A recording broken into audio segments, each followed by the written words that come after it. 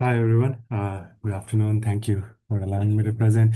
I'm going to talk about experimental design problems and how that can help us accelerate scientific discovery and where GenAI comes in, and what are some, because we're talking about both AI for science and what are scientific problems, even for AI, which are open, which we need to address, and scientific problems can motivate.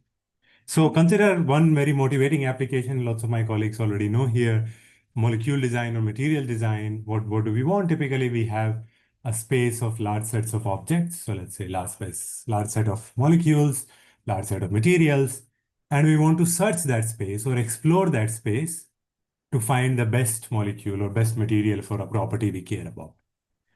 But to evaluate each candidate molecule, this property is typically quite expensive. Either it's a computational simulation, which you have to run quite long enough on supercomputers, or it's a real wet lab experiment. So the number of choices that we have are quite large, and trying out each choice is quite expensive.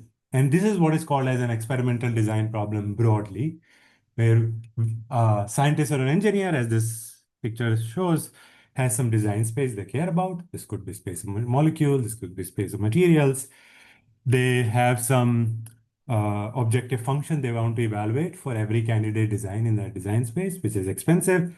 And their goal is to design this sequence of experiments that efficiently explore this large design space in order to find the design with the highest property. And I started with materials design and molecule design as an example, but there are lots of other domains. Protein engineering, hardware design, additive manufacturing is very common. One that when we've looked at where these problems arise. My CS colleagues know all of this, but for scientific colleagues, even within computer science, we have lots of design problems. So if you can think of transformer is an graph architecture. So people look at, can we think about accelerating the search space of neural network architectures, for example, or other composition of models. So this is the general problem. Now, so there are two key challenges that we have to solve, technical challenges in this problem. One is the design, right? All these problems that I'm talking about, molecules, materials, proteins, typically they are discrete or structured in nature, right? Either a graph, either a sequence, or maybe a periodic structure. And the second challenge is the exploration challenge. Now, given that design space, I want to explore. So what has GenAI done for us is it has sort of helped really nicely with the first problem. Now, lots of these design spaces, which were very hard to specify explicitly, right? The space of graphs. What does space of molecule graphs mean explicitly, right? Now, the GenAI models implicitly can define for us by learning this distribution, given some unsupervised data, right? But then the second challenge of exploration still arises, right? My GenAI model can generate lots of diffusion models, flow models, can let's say generate lots of molecules, materials, but in the end, to figure out the best one, I have to go in a lab and test it. So I cannot just generate quite a large number and hope that, okay, I'll just try it out as many times as I like. So that's where I believe is one central fundamental challenge that still is open, which is that this, how do we explore this design space in a sample efficient manner? And this is, of course, I've given examples in scientific domain, so many, but even for AI, this is an open challenge. In fact, the next frontier, I believe, of AI is this exploration. For example, so many of us are hearing about agents nowadays, right? What are agents?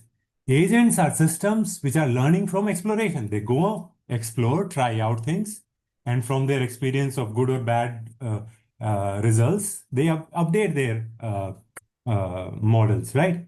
So now there are people give examples. Okay, agents will go book an travel ticket for me or go book something for. How many times are we willing to give our credit cards so that agent can explore as many times? So even there, sample efficient exploration is very, very critical.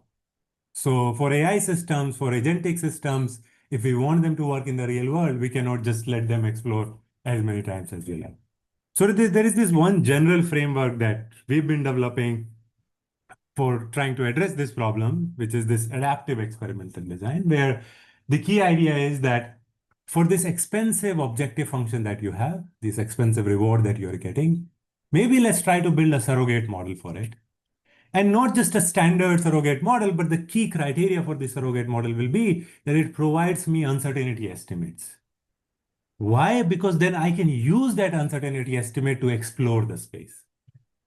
Because if I know, if the model can tell me, okay, this region I'm not sure about, then I can go and test whether it might be good or bad, right?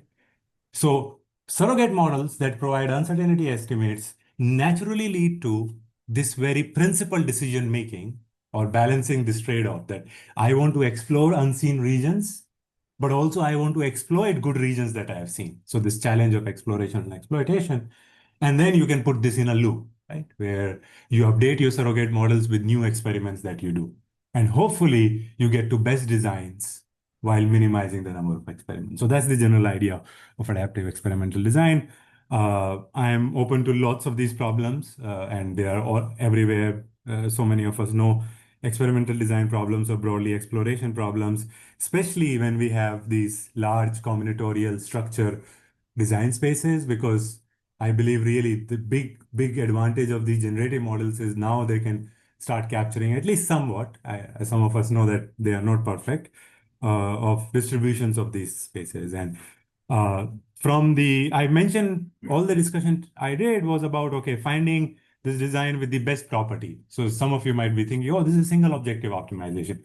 But I'm very interested also in other problems where you, let's say, have multiple properties you want to optimize, or each property comes with different fidelity of approximations, or you care about diversity in your search space, the designs that you are generating.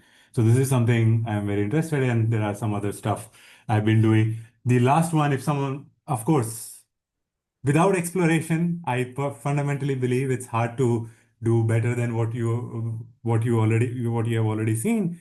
But there are some settings like healthcare or other domains where exploration is infeasible, but you have previously collected data or previously collected experience. So how can you learn from there? That's the offline setting that I've also looked at. But these are the set of things that I do. Thank you. What would be the typical application? You mentioned design of molecules. Yes. What are some of the, if you expand on that, like within our college, there are so many different departments, what are the kinds of examples that Right. would sort of fit into this framework? Yeah, I think there are lots of them, and I think lots of people here, like Chris is there, Sapna is there. There are lots of people who are all looking at these either material design or molecule design and properties. They are either computing with expensive simulations, which means they are also not cheap. Sometimes we think of simulate like high fidelity simulations are expensive. So those are the ones. Other hardware design applications are even there. We have the space of, let's say, all possible right now, what's happening is, of course, all of we hear all the time that Moore's law is ending. So a lot of people are going 3D now. So in 3D now there is this choice of where do I place these different components like GPUs, CPUs, and memory units. And every time I place this configuration, again, I need to maybe check it at least computationally first if I want to figure out. Then additive manufacturing, the one I mentioned there also, typically we think of 3D printing as maybe something you can quickly do. But for example, printed organs, surgical organs, the ink that we use can be also quite expensive.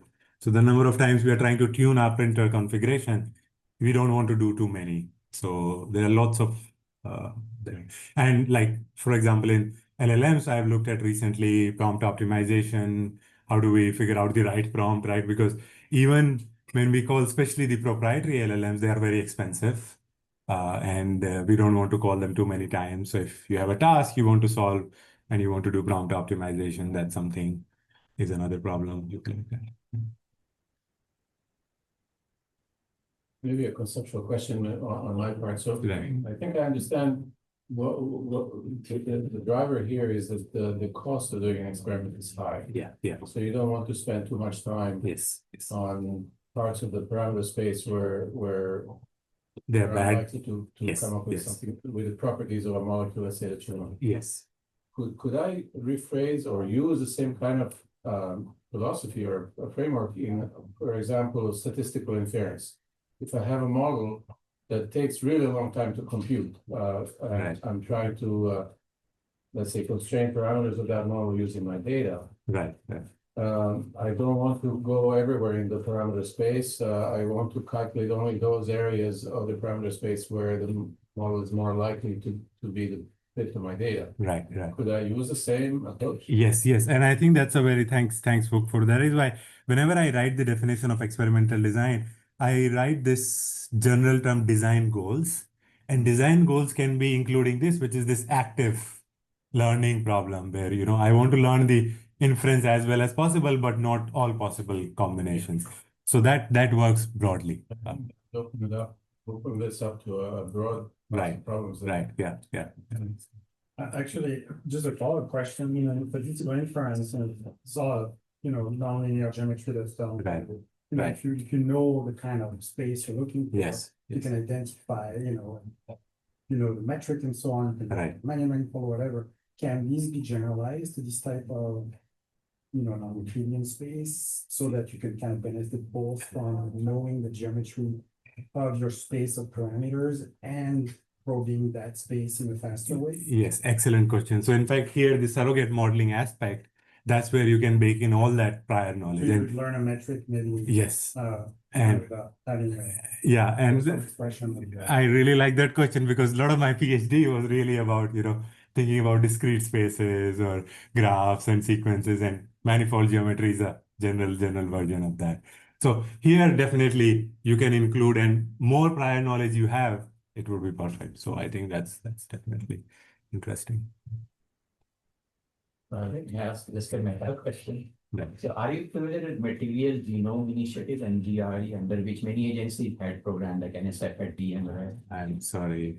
Okay, maybe offline we can discuss. Yeah. They have a very similar model, Right. except that you have surrogate model and they have full space. Okay, right. So, and Sapna was funded by that program. DMRF, we had 2 grants earlier already. Cherkassky was part of one, right? And we encourage people to apply. I think I don't know if we had further success. I see. But DMRF is the NSF version, but there is a cross-agency MGI. Yeah, from MFGI, yeah. Yeah, Oh, and many oh. other agencies do that, and they have same argument, saying there is so much data Right. that you can generate some hypothesis about efficient material Right, structure. But before you do the experiment, which is very expensive, you go Right. through the computational simulation Right, and check right. out some basic things Okay. and do that. So it's a very, very reminiscent. Right. Yeah, we can. But then, I said it matches with some really big visions of it. Yeah. You are taking it well beyond materials. Yeah. Yeah. Thank you. Thank you, Suji.